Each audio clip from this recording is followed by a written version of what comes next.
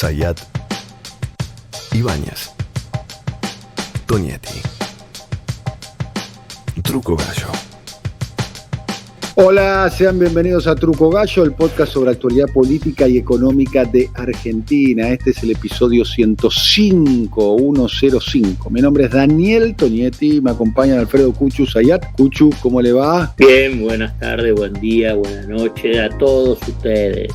Muchas gracias. Se completa el equipo con Pablo Totó Ibáñez. ¿Cómo le va, Totó? ¿Cómo andan, muchachos? Buena semana para todos y todas. Bien, vamos a hablar ahora de un tema bastante recurrente, que es un tema que no tiene la dimensión pública y la dimensión mediática, pero sí está teniendo mucho impacto en el lugar, en la caja de resonancia que tiene un sector de la opinión pública, que son las redes sociales. Vamos a la noticia. Primero, la legislatura de la Ciudad de Buenos Aires, que en el sistema representativo son los representantes del pueblo, de los intereses de los vecinos de la Ciudad de Buenos Aires. Estoy diciendo una obviedad, pero vale la pena recordarlo. Institucionalmente, el pueblo gobierna a través de sus representantes, la característica de la democracia republicana y representativa. Aprobó la legislatura un proyecto impulsado por el Ejecutivo local. Estamos hablando del gobierno que ya tiene 4 mandatos consecutivos, segundo mandatos con la misma conducción. Estamos hablando de Horacio Rodríguez Larreta, lo que sería el macrismo en la Ciudad de Buenos Aires, con 4º mandato consecutivo, que propone una rezonificación urbanística en 2 predios muy emblemáticos de la Ciudad de Buenos Aires. Estamos hablando de Costa Salguero y Punta Carrasco, 2 predios ligados a las actividades más bien recreativas. Si se quiere, se los contamos para aquellas personas que escuchan nuestro podcast o en otros lugares de la Argentina, o si tenemos oyentes, que sabemos que lo tenemos por la métrica que nos aporta este podcast en otros lugares del mundo. Es un predio que es muy cercano al aeropuerto metropolitano de la Ciudad de Buenos Aires. Es un predio que son 35 manzanas, 35 canchas de fútbol, si se quiere establecer algún tipo de comparación, 35 hectáreas para hablar con mayor precisión, que están en la zona norte de la Ciudad de Buenos Aires, frente ni más ni menos que al río de la Plata. Es el río que baña los márgenes de la ciudad de Buenos Aires. Estoy diciendo todas cosas que son bastante obvias, pero para entender la importancia de estas tierras. Finalmente, con 35 votos a favor y 22 en contra, es un proyecto que necesita 2/3 de los integrantes. La iniciativa oficialista, que ahora, hay que decirlo, fue aprobado en primer tramo, pero estos proyectos de rezonificación necesitan lo que se llama la doble lectura, y en el intermedio de la segunda sanción se necesita lo que se llama una audiencia pública. Pero el proyecto habilita la construcción de un barrio de lujo, un barrio de alta calidad, destinado a los sectores, ya no digo los sectores de altos ingresos, porque ya es muy difícil definir la categoría altos ingresos y acceso a la vivienda, porque ya me parece que para acceder a la vivienda en un sector, el inmobiliario, que está denominado en dólares en la Ciudad de Buenos Aires, hace falta más que tener altos ingresos, no alcanza con altos ingresos. Así que creo que la definición de un barrio destinado a sectores de altos ingresos, me animaría a decir que le queda corta esa definición, porque el metro cuadrado uno podría inferir, digamos, que en esos lugares va a costar $5.000, $7.000, $8.000, $10.000 el metro cuadrado, lo cual dejaría afuera a los sectores de altos ingresos y ya sería un destino para millonarios o casi millonarios. Lo que se habilita son 10 bloques de edificios que irían entre los 18 y los 29 metros, en por lo menos 7.5 hectáreas del sector de Costa Salgueros, y además concesiones con usos amplios y construcciones de hasta 12 metros, y un helipuerto en las hectáreas linderas donde estaba el balneario Punta Carrasco. Bueno, acá se está dando algo que pareciera ser el leitmotiv, entre otros, del gobierno de Horacio Rodríguez Larreta, de Macri y de Larreta, pero hay que decir que en el caso de Rodríguez Larreta se produjo una especie de aceleración de ese proceso de la enajenación de tierras públicas que pertenecen a las generaciones y generaciones y generaciones de porteños o de argentinos, porque en muchos casos se trata de tierras públicas de origen federal, que autonomía mediante pasaron al control de la ciudad de Buenos Aires para negocios inmobiliarios de carácter privado. Hay muchos ejemplos en este sentido. También hay muchos ejemplos en el sentido de que proyectos de carácter inmobiliario privados, cuando un sector importante de la sociedad se movilizó, lograron revertir la medida inicial. Y voy a dar dos ejemplos muy reconocibles. Uno es en La Manzana, en las inmediaciones de la avenida Jujuy y la avenida Belgrano, una manzana que estaba ocupada, intrusada, finalmente el gobierno de la Ciudad de Buenos Aires tenía la voluntad de ahí de hacer un espacio comercial, digamos, un shopping, llamémoslo. En realidad había varios proyectos, pero el preponderante era eso. Los vecinos y las diferentes fuerzas políticas de la Ciudad de Buenos Aires se movilizaron en contra de eso y lograron finalmente que ese espacio sea un espacio público recreativo, un espacio verde, en un lugar y en una ciudad, la Ciudad de Buenos Aires, que tiene la cantidad de metros cuadrados de espacio verde muy por debajo a lo que recomienda, por caso, para hacer una recomendación que es una métrica de escala global, la Organización Mundial de la Salud. Otro caso importante de que se ha revertido también una iniciativa de generar en un espacio público un proyecto de carácter inmobiliario privado, también fue en lo que es hoy la Plaza Clemente, enfrente de la Plaza Mafalda. Estamos hablando en el barrio de Colegiales, muy cerca del Mercado de las Pulgas, muy cerca de donde está la sede de la Universidad Católica, muy cerca donde está un colegio público muy reconocido en la Ciudad de Buenos Aires como el colegio llamado Mafalda, aunque tiene otro nombre, digamos, pero la nomenclatura popular es el colegio Mafalda. Y el proyecto original del gobierno de la ciudad, con Rodríguez Larreta también, era convertir ese lugar también en un shopping con una plaza seca, un invento más bien comercial y movilización mediante de los vecinos, movilización mediante de organizaciones, movilización mediante de las fuerzas políticas de la Ciudad de Buenos Aires, se permitió revertir los votos. Aquí es muy importante porque al final del día la democracia hay que contar los votos y los legisladores, fue 35-22. Hay que decir que la fuerza política de la oposición en la Ciudad de Buenos Aires, del oficialismo a nivel nacional, ha tenido una postura crítica y cohesionada, ha sido insuficiente, pero crítica y cohesionada. Y ahí hay varios sectores que han construido un relato frente a la opinión pública, y ya voy terminando con esto, sectores más liberales progresistas, encarnados en dos figuras muy importantes. Por caso, Martín Lustó, que fue opositor a Rodríguez Larreta, hoy es un integrante del macrismo, pero en su momento era un opositor al macrismo y a Rodríguez Larreta, y siempre ha hecho, y de hecho fue 2 veces candidato a jefe de gobierno, no solo una vez, sino 2 veces candidato a jefe de gobierno, fue una vez candidato a jefe de gobierno y después fue candidato varias veces en la ciudad, siempre manifestándose públicamente en contra de los abusos de los negocios inmobiliarios con terrenos públicos. El otro es Roy Cortina, es legislador y votó a favor de la enajenación de estas tierras, que tiene casi 35 años, si no me equivoco, más de 20 años, más de 25, en la vida pública, manifestándose a favor de la defensa de los espacios públicos. Sin embargo, los legisladores que responden a Martín Lustó votaron a favor de esto, y el propio Roy Cortina y los legisladores que responden a su espacio político también votaron en esto, digamos, si se quiere, deshaciéndose de sus posiciones públicas. Además, estamos hablando de posiciones públicas, ¿no?, con respecto a este tema.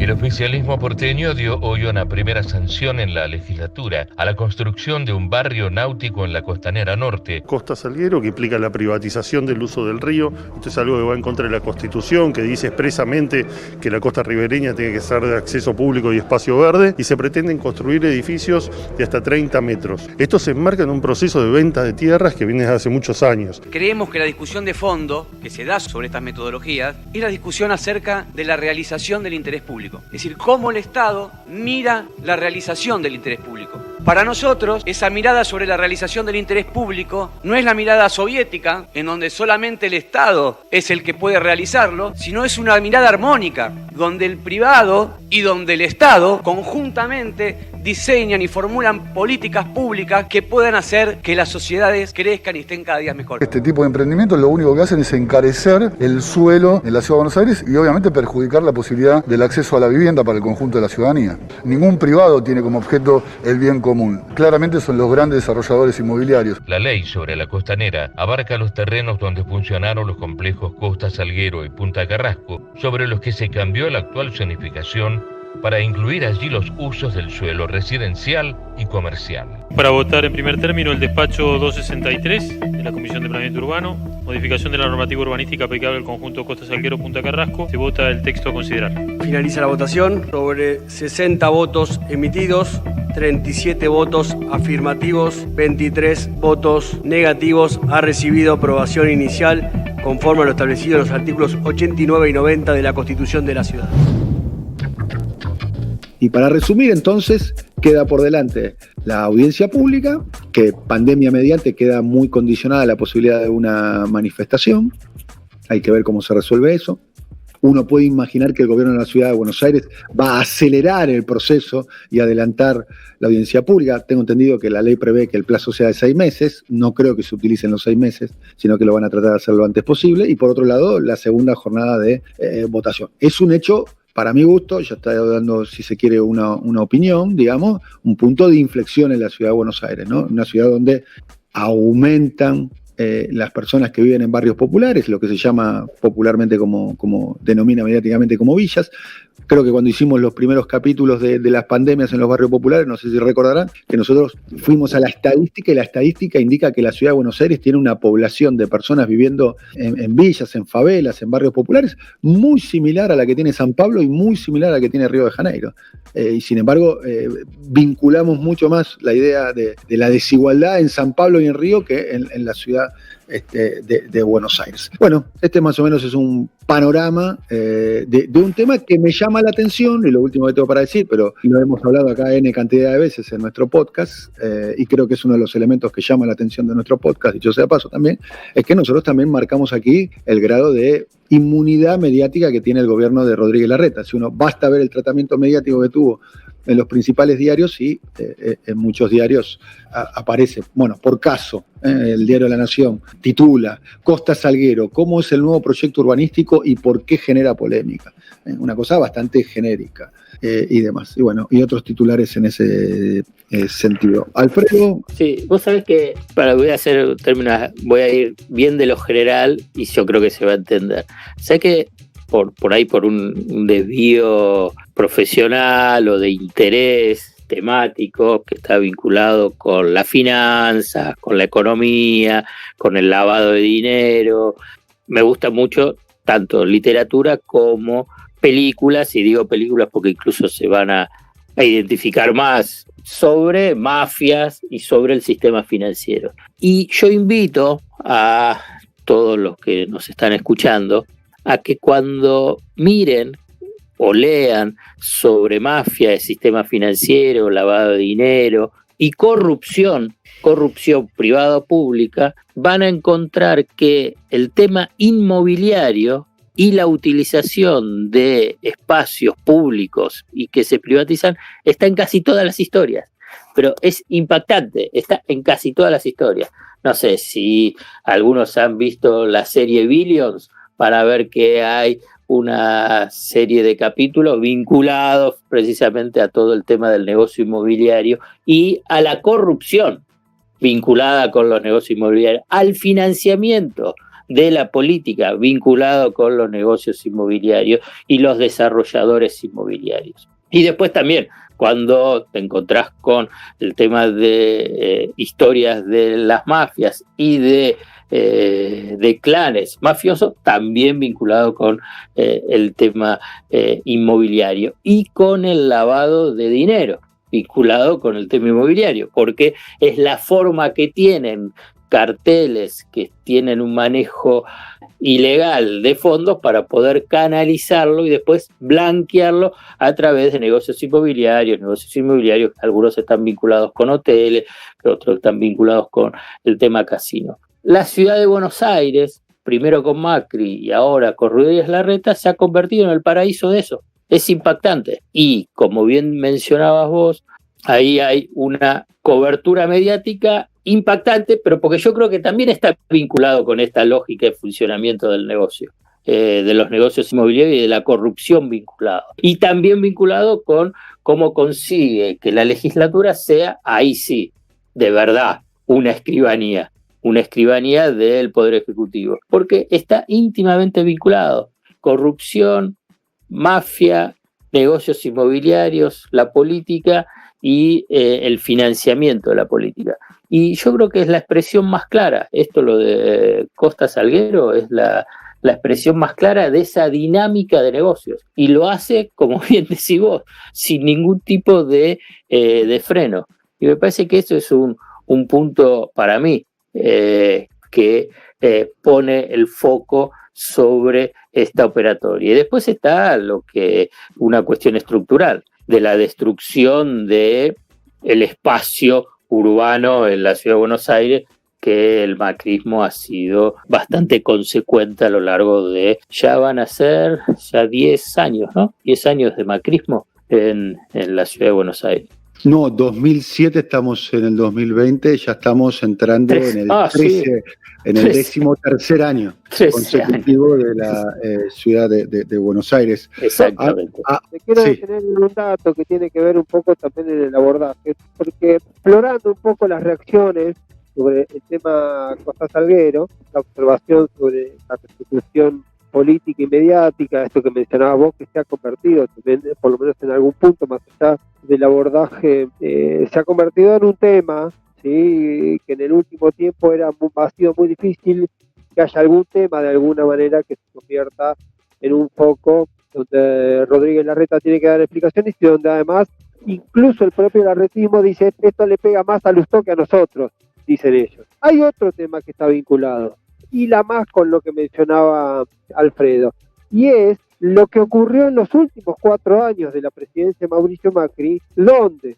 según un informe de la Administración de Bienes del Estado, de la AE, ¿sí? De la Agencia Administradora de Bienes del Estado, entre 2016 y 2019, en esos 4 años del mandato de Mauricio Macri como presidente y Horacio Rodríguez Larreta como jefe de gobierno porteño, se transfirieron de nación a ciudad 135 inmuebles por un valor gastado, esto siempre tendrá sus interpretaciones, pero por un valor estimado de 900 millones de dólares, con una particularidad, además, que hay una serie de transferencias que se hicieron en los últimos meses del gobierno de Mauricio Macri, porque se aceleró en ese periodo, luego de la derrota en las PASO, y se aceleró. Buena parte de todo este proceso está judicializado, y buena parte de la etapa previa está incluso en un informe de la CIGEN que hizo que el 2 de septiembre pasado la Oficina Anticorrupción inicie un proceso de investigación sobre exfuncionarios del gobierno de Macri. ¿Por qué?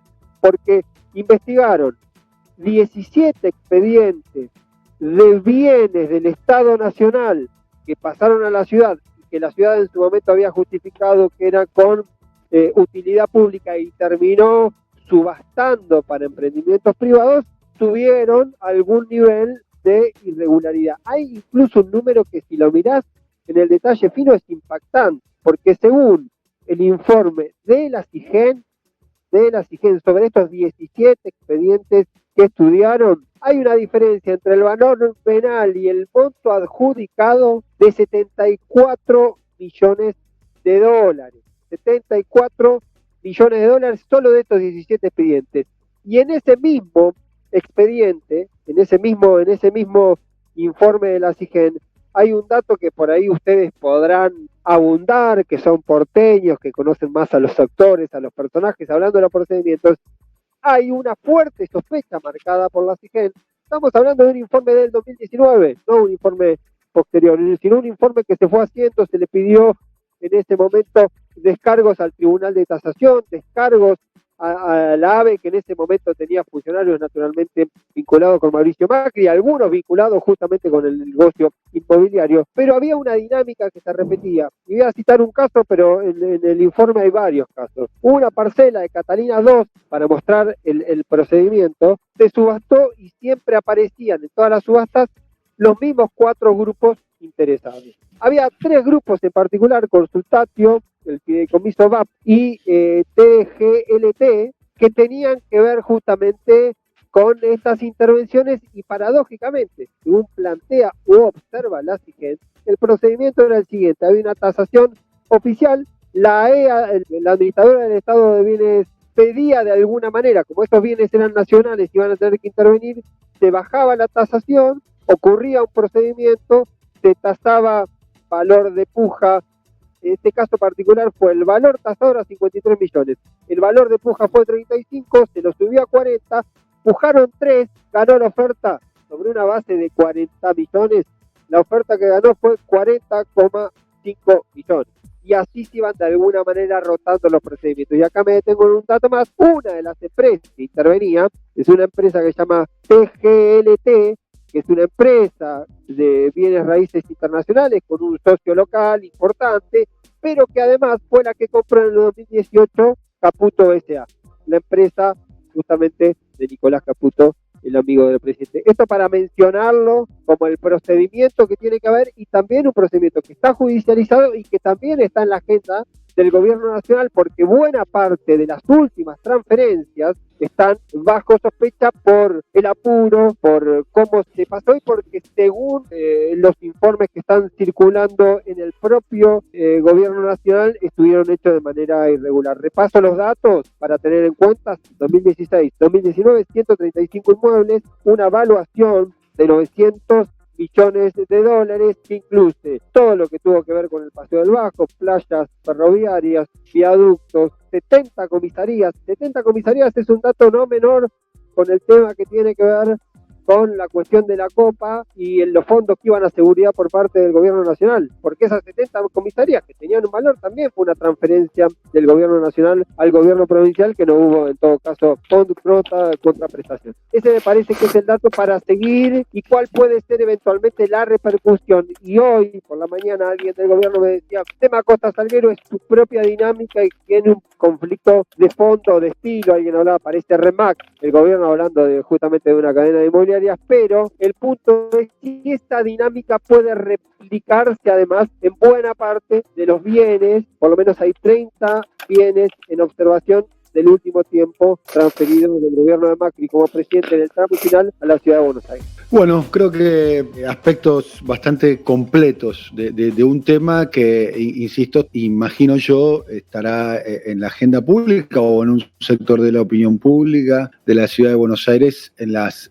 próximas semanas. Quedan 2 jugadas por delante: la audiencia pública, que hay que ver cómo se hace, pandemia mediante, y por otro lado la votación final. Hay que ver qué comportamiento, porque la realidad es dinámica, terminan teniendo los actores en pugna, y especialmente un actor que me parece que es el que menos representado está en toda esta historia. Es una opinión que estoy dando, es el sector de la opinión pública, de los intereses de los vecinos de la ciudad de Buenos Aires, sin olvidarnos, por caso, que la ciudad de Buenos Aires es la capital de todos los argentinos.